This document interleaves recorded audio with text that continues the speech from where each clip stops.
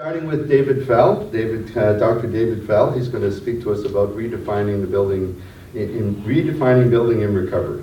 And we'll speak about the U.S. residential construction industry is recovering from recession, far from a simple return to the status quo. Urban densification, demographics, and changing views on home ownership are driving what is built and how we build it. These trends manifest themselves in shifts to multifamily construction, prefabrication, and taller buildings. As well, there is a growing awareness of links between the use of wood in the built environment and human health and well-being. This session will discuss the key trends affecting construction and the existing and emerging forest sector solutions to address them. David Fell, without further ado, come on up. Joining us from the West Coast from FP Innovations. Thank you, David. Thanks.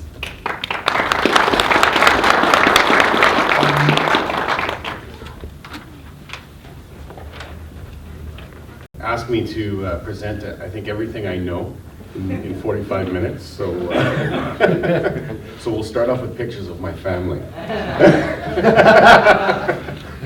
No, I saw in the schedule the topic was opportunities in a changing industry. I actually crossed that out and talked to put in a changing market. And so, yeah, we'll go over some of those market trends. First off, FP Innovations, one slide here, just like to make sure that everyone knows Anne. She's in the region here. Yeah, we're across the country. Also, Barry is in the room somewhere, or not. He's hiding, okay. Hiding with a red face in the back, yeah. Okay, so we're an R&D institute, throughout Canada, but I'm with the market research group. We're out of Montreal, Quebec, and Vancouver. What we work on, we do a lot of trade statistics, looking at what Canada is selling to the U.S. We actually can track, province to state trade, so we can look at those trends, going back 10 years. We also look at demand for wood. We've got a model that we can track in Canada by province or by metro. We know how much wood goes into interior walls, exterior walls, decks, things like that. So that is kind of how we work with our members and governments and clients. We also, though, try to track trends in the market, and that's what I'm going to talk to you about today. I mentioned those three models we have. We have a model in the US. We can model down to, I think, 150 metros in the US. We know how much wood demand and such are going in Canada and also into Japan. You'll hear a lot of talk about non-residential markets. Everyone's trying to develop, I guess, the apartments and the non-residential markets these days. We also have very nice databases showing everything built in Canada, everything built in the US. And so I'll throw some of those up today. So just to give an idea of the North American market, we have production in North America around 57 billion board feet. And 10% of that goes offshore. We keep 14% of that stays in Canada, we consume it here, and the US market consumes 76% of that. That goes into repair and remodeling is the #1 market. It's not new housing, it's repair and remodeling. This is stats for 2015, I believe. New starts is worth 15 billion board feet, and then industrial lumber. Industrial lumber, everything from pallets and packaging, crating, up to furniture. This is the catch-all category for when you're not making a building out of the wood. It falls into the industrial lumber category. It's an interesting category as well, especially when we look at the pallet industry and now with all the recycling of pallets, the reuse of one-way pallet. The old one-way pallet is now probably used about 7 times. And so this really changes the demand for wood. And then the last market is the non-residential market. Estimates of the size of that market are everywhere from 0.8 billion board feet to 2 billion board feet. That seems like a huge range, but the main lesson there is we haven't developed that market to the near extent that it could be developed, and we'll talk about that. So, trends in construction. And I'm sorry, I don't have a computer in front of me, so I can't really read my slides. Let me move this back. So, we'll start off, and I think Greg and I had a good conversation about some of the demographics changing construction right now. And we see this, Canada has really led the US as far as this trend to reurbanization, trend to living in cities, trend to multifamily.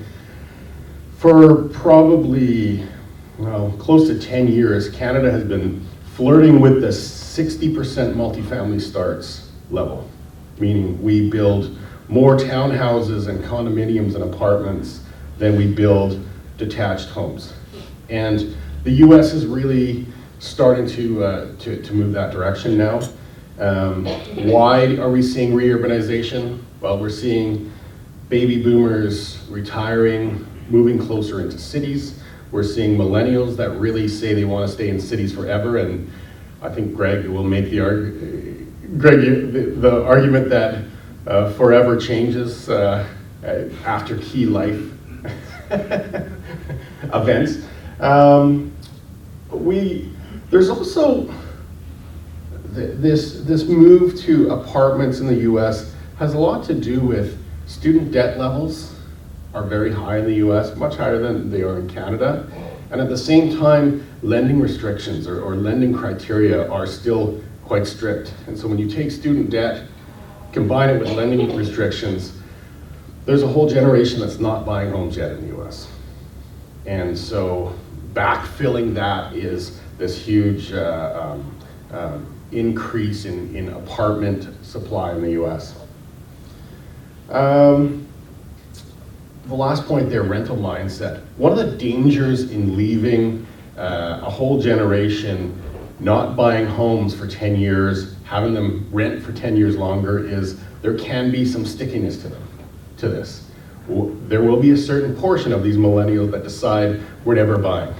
And so that's something going on there. So construction trends, we're seeing larger detached homes now. I'll go into that a little bit. More apartments. We're seeing apartments going higher, and high regional wood adoption. So there's been nice upticks in wood in non-residential, but only in certain areas. And really Pacific Northwest, Colorado, California, and then some Quebec, and Washington, D.C. area has been a really good market for wood construction in non-residential. And then I'll go into a little bit about solutions. So mid-rise construction, we have presentations on mid-rise construction today. Why are we going to mid-rise construction and what are the technologies? I won't talk about that bit, but well, I'll talk about the why, but not the technologies. And then tall wood construction. As apartments go higher, they're going higher than we can currently build with wood. And so we need solutions there. So housing size. This is a really interesting chart for me. The thicker the line means the larger the home. And this is housing sizes in the US over time. So 1999 to 2014. So these homes here are over 4,000 square feet. 5% of the market, up to 12% of the market. They are building way bigger homes. The next biggest size of house, the 3,000 to 4,000. 3,000 to 4,000 is now 20% of the market. Let's look at the small ones. Small homes have dropped from 15% of the market down to 8% of the market. So houses now in the US are bigger than they've ever been. Even during the bubble years, houses topped out somewhere, I think average size 2,700 square feet. Now they're pushing 28. It's an amazing stat considering we're still in a housing recovery. Why is this? Well, this is because people who have money and have credit build big houses. And the people who were, so they're building luxury homes. The people new to the market, these starter and move up homes, they're just not being built. Where are those people in the starter homes going? Those people in the startup homes are going to apartments. And so I'm going to jump right to this slide here. To house all these people that can't get lending, we've seen this jump up from, we usually think 20% of the market is apartments in the U.S. And like I say, Canada would be 60 between apartments and townhouses. The U.S. has now moved to 37 to 40% of starts are now apartments. But if you look back, this is kind of the looking at it from my career perspective. I'm used to that 20%. But if we look back, that's actually not unusual. If you go back 20 or 50 years, the average is 30% or 29% apartments in the U.S. So I think there will be some stickiness to this apartment trend in the U.S. It's not going to be 40% forever, but 25 to 30 is not unreasonable. But what does that mean for the wood industry? Well, one multifamily start or one apartment start uses about 1/3 of the lumber that a detached start uses. So if you think of a detached house uses about 17,000 board feet of lumber, an apartment consumes about 5,000 to 6,000 board feet of lumber. Now, when you start ratcheting that up over 250,000 starts that you've changed over from singles to multis, it starts adding up. With just this move from 20% of the market to 40 or 35% of the market, we've lost 2 billion board feet of demand out of North America. That's a pretty large shift. Now, the risk going forward is that we could lose even more market share.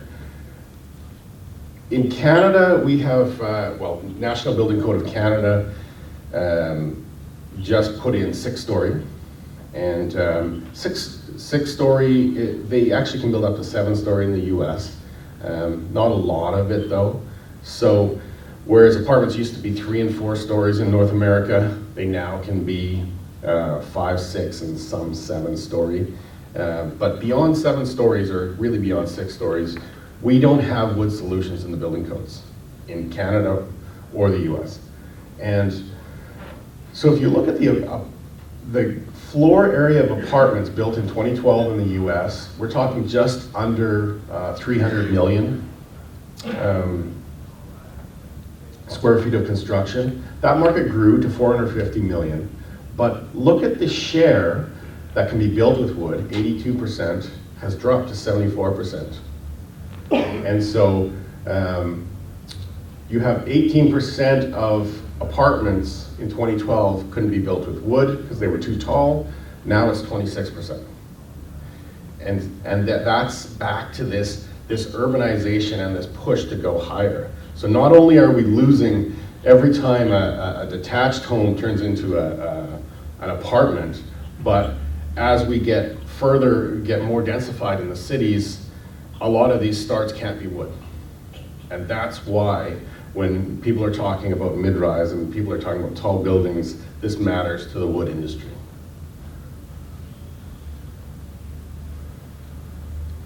And so this is just an example when we look at a market, we'll sort of consolidate all the housing stats together and do some scenarios. And so we built this scenario for Natural Resources Canada probably 3 years ago, where that had all the tall construction in Canada and the US, be it steel, concrete, or combinations.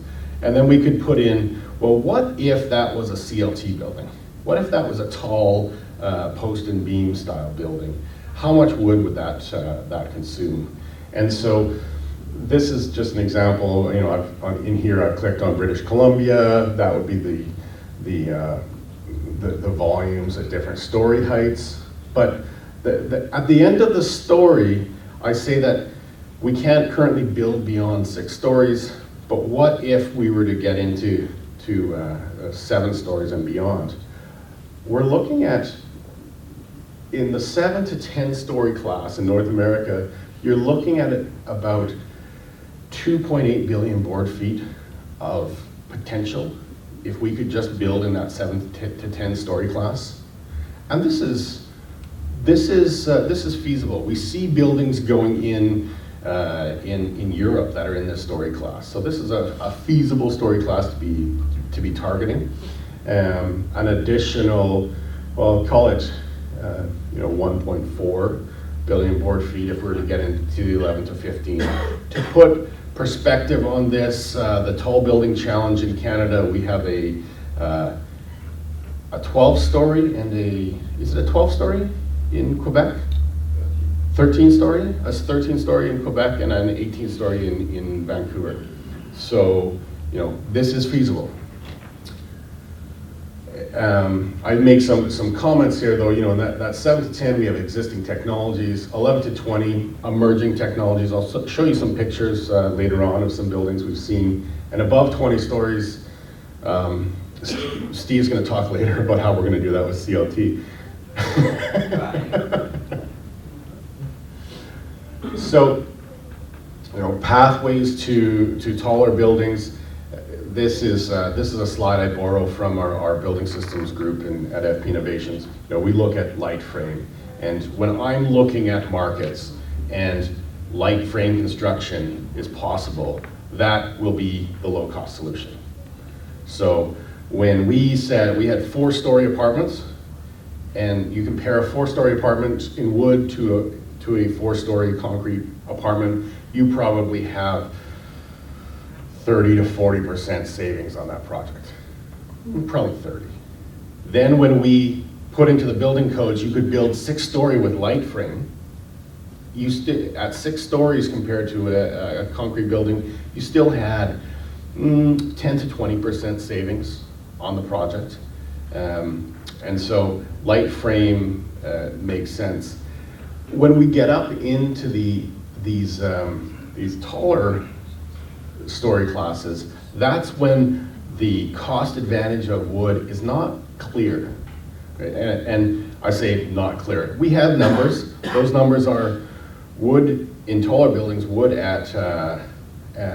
in these taller buildings it's on par. It's a plus or minus scenario. We've seen -5 to +10 on total project budgets.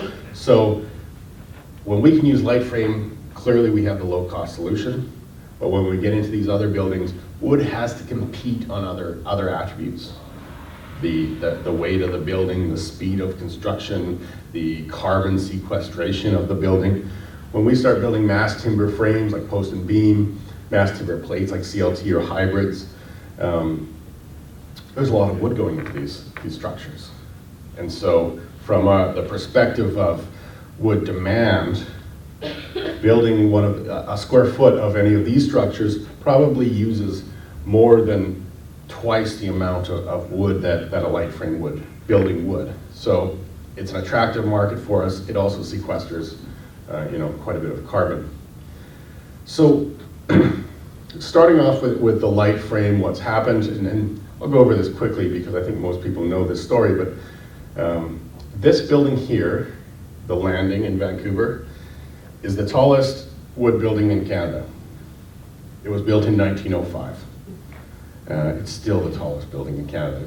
Its days are numbered as the tallest building in Canada, but it was built in 1905. National Building Code of Canada in 1953 reduced the size that we could build to 4 stories. We're now back to 6. But this is a 9-story building, and that mid-rise really is changing the landscape. Why? Because, like I say, it's such a cheap technology to do. And when a developer had a piece of land, they were going to build 4-story, And suddenly you tell them, with your investment, same investment in that piece of land, you can now build 2 free stories and add 50% to your development or number of units to your condo. That was free money for them. And so it was a dead simple solution for developers to pick up a mid-rise. If we look at mid-rise in BC and Quebec, this was fairly technically led, but when it came to the adoption of mid-rise in Ontario, it was the developers that really pushed mid-rise into the market. So when we look at the success of mid-rise, and unfortunately the statistics in Canada aren't as good as they are in the US, but this is the proportion of apartments that are 5 to 7 stories in the US. So big success in Washington, California, Texas, this is Colorado, and then some regional successes in Washington, DC and Maryland. There's been a lot of mid-rise adoption there. I think also in Minneapolis, St. Paul. And so when I talk about wood clusters, these markets are fairly pro-wood markets. And what that means is the code officials believe in wood. The developers have seen the value proposition and they're comfortable doing it. The builders have done it multiple times. You go into a region that hasn't done mid-rise and you ask a builder to do it, there's a certain amount of learning on the first 1, 2, 3 buildings before they really are comfortable doing it, can make money doing it. And where you see regions that have done it a few times, it really starts growing quickly. This is the national picture on 5 to 7 story. So what's really interesting to me is there 06, 07, that's the peak of the bubble years. We now have more mid-rise construction in the US than we did at the peak of the market the last time. This is the case for Texas here, where we see in 2006, very, very little done in mid-rise, and they've just poured on the apartments and the market share for wood. So there is success out there for mid-rise construction. So I mentioned that beyond mid-rise, we're getting pushed into taller buildings, and that we have different states of technology. One of the sort of half steps into getting into these taller buildings is wood infill walls. And so what you can do in these tall buildings, steel or concrete buildings, is you can do wood infill exterior walls on the outside. Why would you want to do that? You can prefab those walls and lift them into place. They're quite light. They're very energy efficient. And for any given R value, that wood wall will be a thinner wall than a non-wood wall, than a steel wall, insulated steel wall. So really you can push the R value or you can thin out your exterior wall. So that's a benefit to developers. This is something that we've been looking at FP Innovations and several sort of universities and Woodworks in Canada and the US. We've been looking at this because it makes a lot of sense. It's been difficult to get into the market because when you're in a concrete development, they go and they're so accustomed to having their trades put steel interior walls in and having sort of sharing trades. When you want to bring wood trades suddenly into a building that didn't have wood trades, the builders are quite hesitant to do that because it's just another trade to have on site. So this hasn't seen the success in North America that we kind of would like to see. It's seen good success in China, where they're doing very big developments, and they can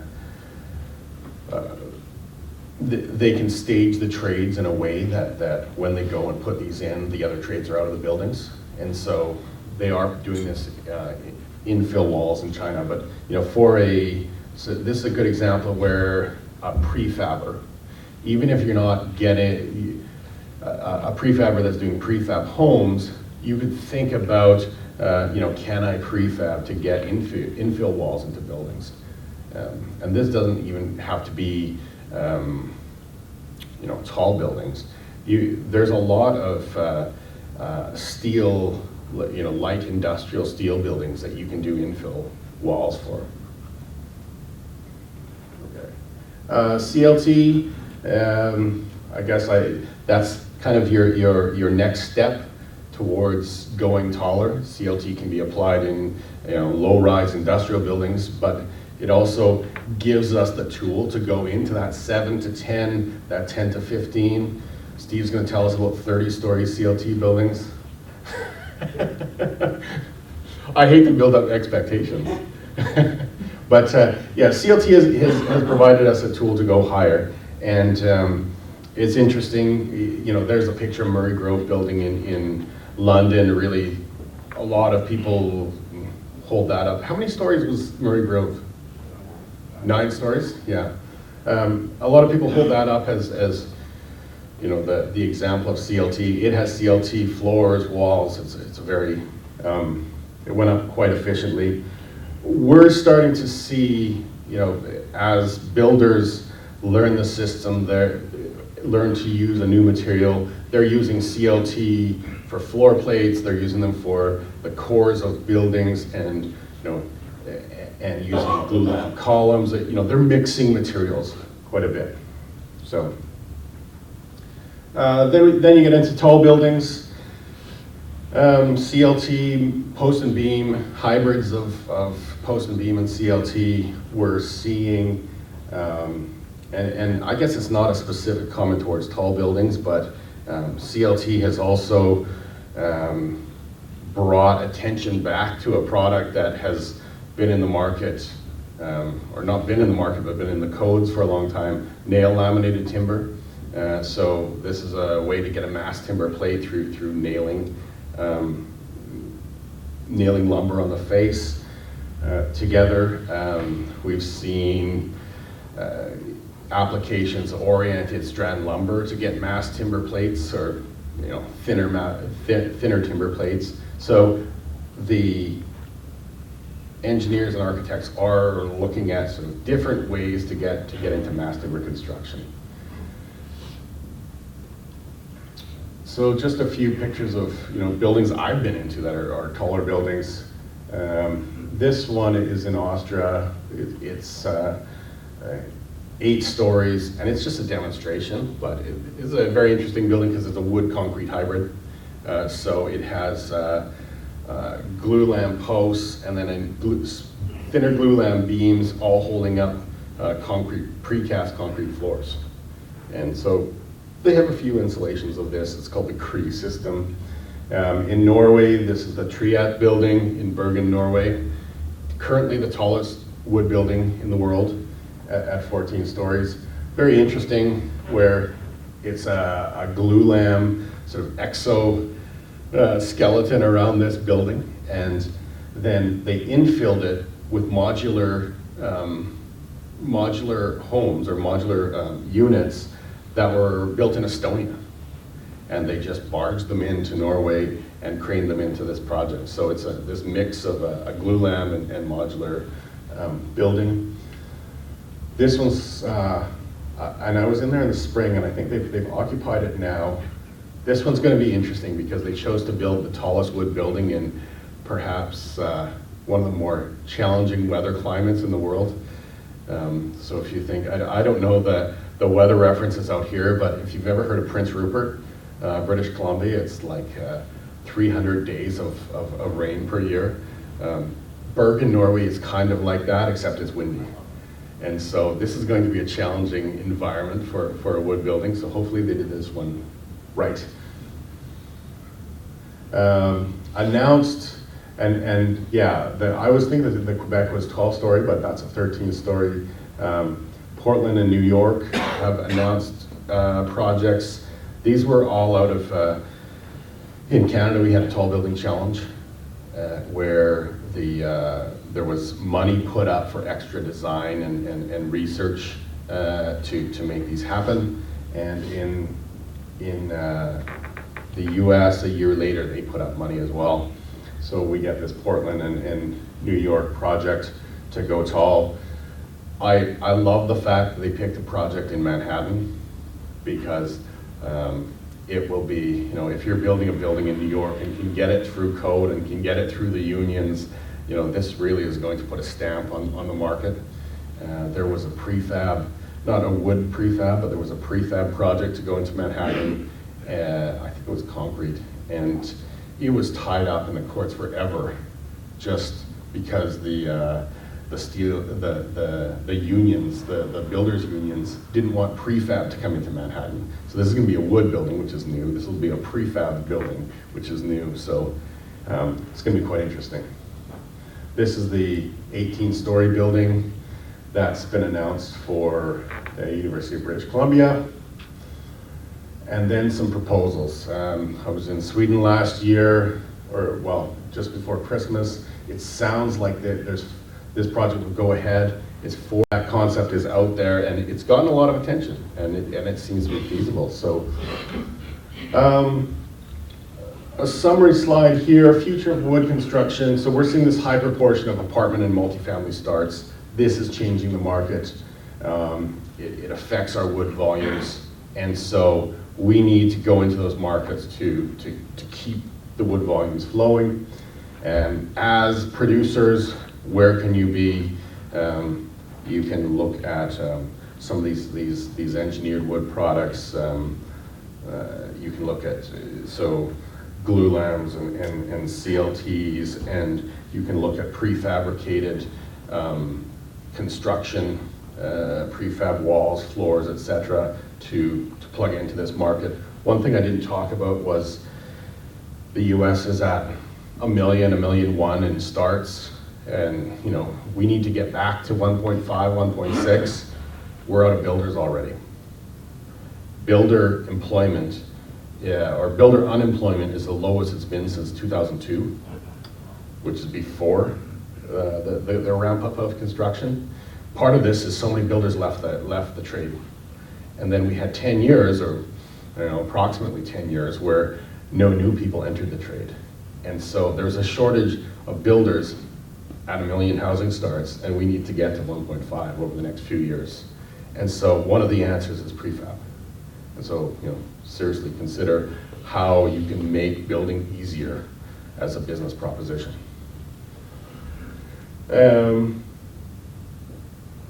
Wood industry is engaged in going taller. I won't go through all of those. I think we've been through those points, and I'd like to talk a bit about some of the health, wood and health research I've done.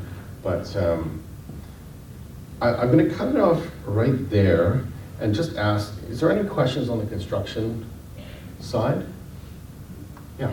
I noticed some of the examples you've given are in earthquake-prone areas.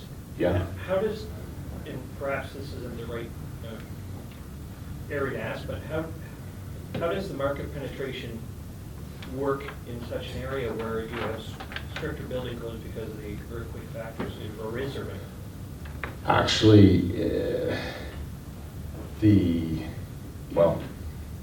when you look at market penetration in California, wood has done better in California than in other areas.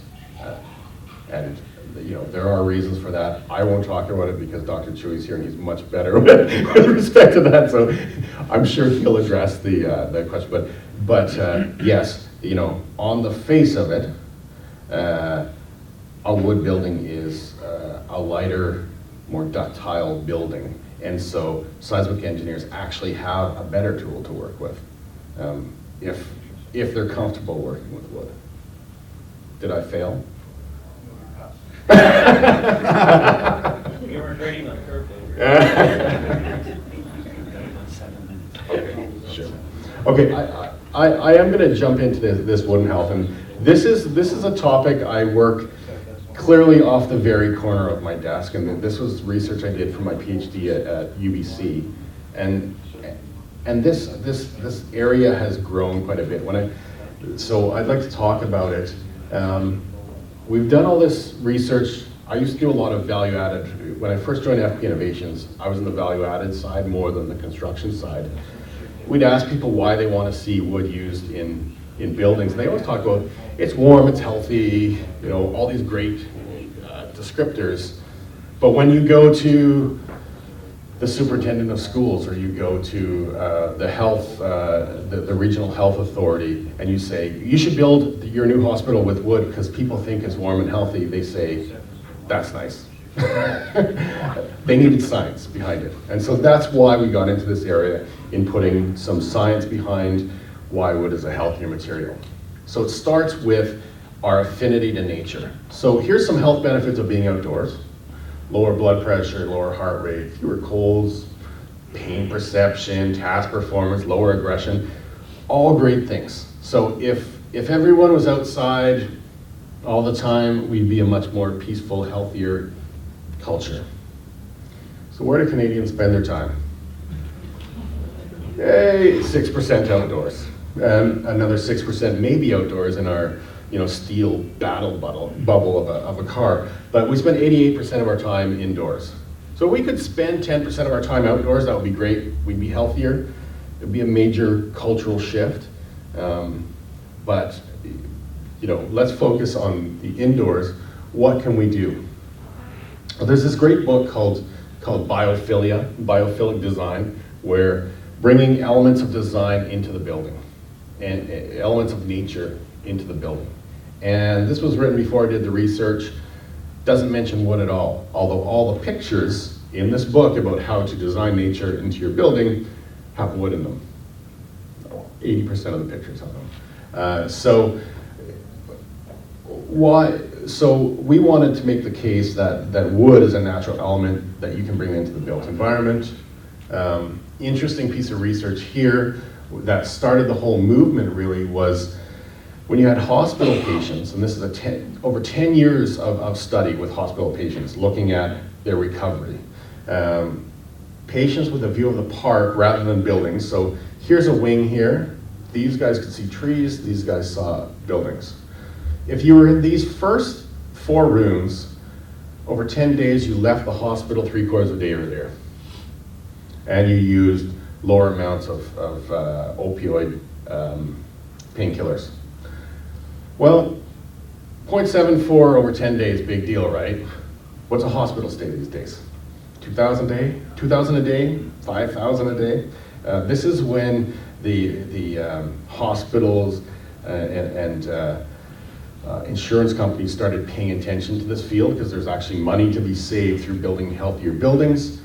They tried bringing next plants into buildings, and they found lower blood pressure, a lot of these same health effects. And so we said, why not wood? We did this study here. We had 119 subjects where we built 4 offices, 2 with wood, 2 without. And then we had plants in one office, no plants in the other. We ran 119 students through this study where we measured heart rate, skin response, etc. 119, you asked, that's a funny number. Yes, it is. They were undergraduate students. One of them didn't show up. So here's our offices. That's the white office. The wood office is here. All the furniture had to be the same. Luckily, there's IKEA in the world because we didn't want the design to be an effect in the study. And so, we'd measure ECG, we'd measure the time between heartbeats, we'd measure skin response. Skin response is just like doing a lie detector test. Every time you're stressed, we can measure the level of sweat on your skin, and that's showing that you're stressed. What did we find out? Throughout the whole study, the baseline period where there's no test going on, they're just sitting in a room, the test period where we're giving them math, and a recovery period where they're again just in the room quietly. There's the non-wood room in black and the wood room in green. You see that the wood room is lower in the baseline period. It's lower but not statistically different in the test period, and in the recovery period, you can see those two, people recovered faster from the stress in the wood room. When we look at the number of, it's called stress responses, little spikes in stress. On average, we have 2 measurable spikes in stress per minute as a population. So 2 times per minute, you think about something that distracts you from what I'm saying here right now. So you're thinking about, did I turn off the stove this morning? Did I pay for my parking? Whatever that is, we get 2 of these per minute. If they were in the non-wood room before the test, they were having 4 per minute. And in the wood room, they were having about 2. After the test, the non-wood room went down to 2 distracting, sort of stressful thoughts per minute, and the wood room came down at almost 1. Now, these aren't self-report. These aren't people saying, oh, I had a stressful thought. This is us measuring a little spike in your record. So clearly through that study, what we found is there is this effect, this sort of stress lowering effect to wood, having it in buildings. So in that case, we had white furniture and we had white birch furniture. And I had criticisms before I did the study was, you're not going to get effect because your wood isn't woody enough. White birch doesn't have a lot of grain pattern to it. It's quite a simple surface, and we found that effect. So we said, well, what about if we start playing with color and start playing with grain? And so we did this study where we show without context just a panel to people and see how they react. When we did that, what we found between different wood surfaces is that when you have more red tones in the wood, the stress levels are getting even lower than the other samples. Now, we only ran, I think it was 15 or 20 subjects through this survey. So these are not statistically significant results, but it's leading us down that path to say when there's more sort of red or saturated tones in the wood, it seems to be more stress recovery there. Now that's measuring physically what's happening, but when you ask people which are the most healthy samples, they pick like knotty pine, bamboo, and also those red samples. So it's interesting how you react physiologically and what you think is the healthiest for you. We've also, we can measure color in wood, and so when you're going, say, and designing a product or looking at your finishes, you could go and say, I'm going to push the red tones, things like that. We've seen other health research out there showing lower nervous system response. And so I've got 2 studies out there. I'm doing another one this summer, but here's a group that's found lower heart rate variability, which is an indication someone's relaxed. This cortisol is the stress hormone, and we've seen lower stress hormones when people are in wood environments compared to non-wood environments. This number 1 was a classroom, measuring kids in classrooms. So measuring kids at the beginning of the year, the middle, and the end, and looking at their stress levels. And actually the kids in the wood room, their stress went down over the year, and in the non-wood room, the stress was the same all year, and then at the end, their stress was higher than when they started the year. And so really the 2 samples went that way. Perceptions of well-being, ratings of caretakers, and so that people are happier with their care if there's wood in their hospitals. And again, we've seen that lower blood pressure. So the body of knowledge around wood and health is growing. It's not big enough yet. We're still working on it. But I'm going to put this up here. This is a download from our site, Wood as a Restorative Material in Healthcare Environments. We have all the wood research and the plants research and the effects of using natural sunlight and such in design. We've put that all together into this document here.